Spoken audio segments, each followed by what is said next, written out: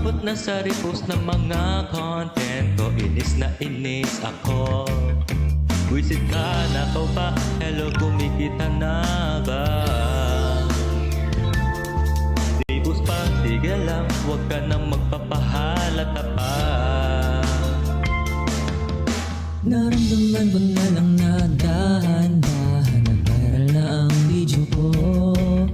Sa post mo na re-upload na monetize na ano ang nakuha ko. Ngunit di ko pa alam